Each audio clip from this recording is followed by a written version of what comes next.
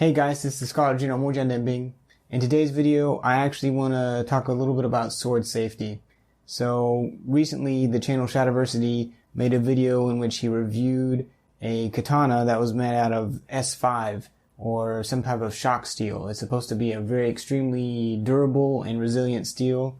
And in his video, which I thought was pretty entertaining video and pretty cool, he did do some destructive testing.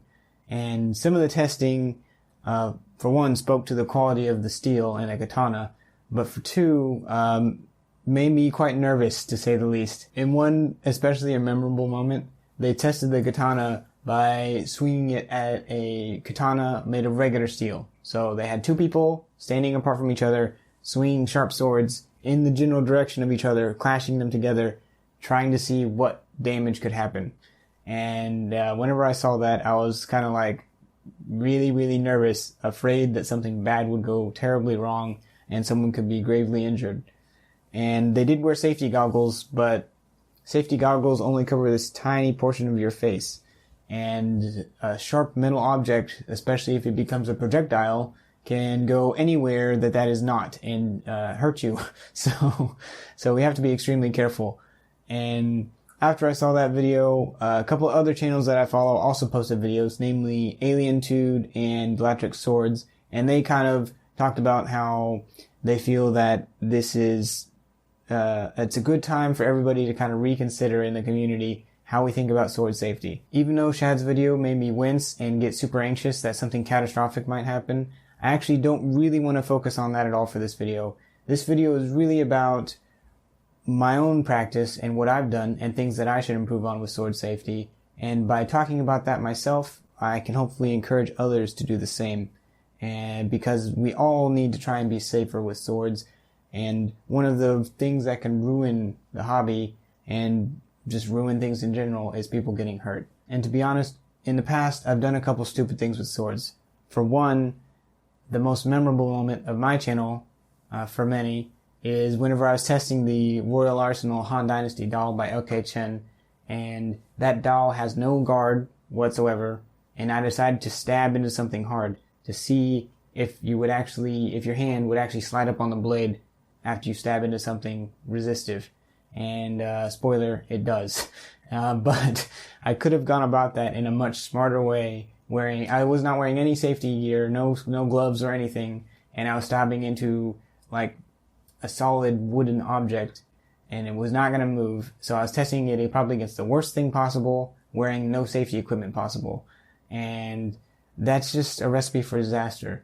And even though I only came away with a small cut, it could have been way worse.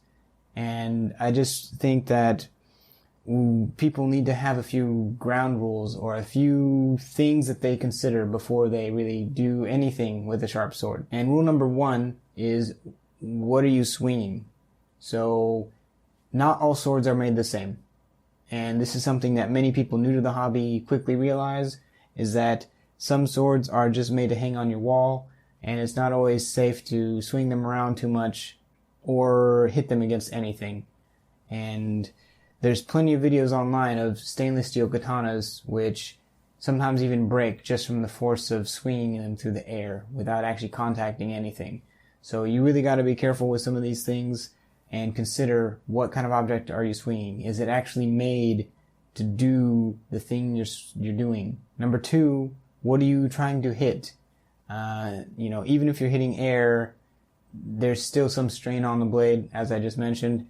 But if you are hitting something, the harder thing you're going to be hitting, the more potential for disaster there is. So you got to think about what you're hitting, and if you're hitting a target that is going to put undue stress on the blade. The third thing to consider is, how controlled is the environment? This is something that I've also slipped up on a couple times.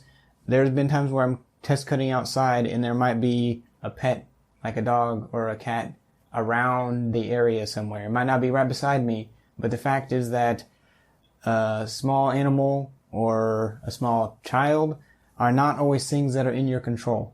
And you want to take those variables and get them away from any sharp object, because even if in a million years you never intend to do anything, the fact that you are not in control of the situation or the environment means that things can happen without you being aware.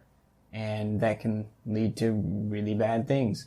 So make sure that you're doing it in a controlled environment. Now let's talk about the fourth idea, which is consider the fact that swords can become projectile weapons. And that's not just because people can throw them, which is a thing, which I should make a video about sometime, throwing swords in fights, which definitely happened and can be useful. But aside from that, even if you want your sword to be intact and you want to swing it at things or cut things, the fact is that swords can become projectile weapons. And I really think in this case we should borrow something from firearm safety, which is, in firearms, you never point your weapon at anything you don't intend to destroy. You have to be hyper aware of where that barrel is pointing at all times. And with a sword, whenever you swing it, I think you should think about it in the same way. So, in the direction you are swinging, consider anything in that plane something you are potentially okay with destroying. And rule number 5 is be prepared for bad things happening. Of course, we never want bad things to happen, but, chances are something bad will happen at some point, and you have to be prepared for that.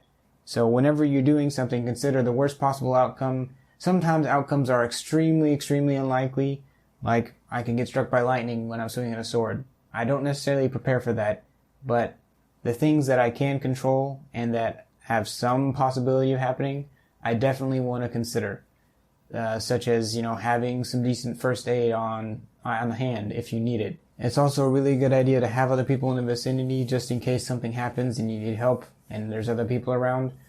In addition to that, I really think that if you are going to do destructive testing, you want to consider the possibility of, whatever you're swinging basically shattering into 1,000 pieces and going everywhere like a grenade.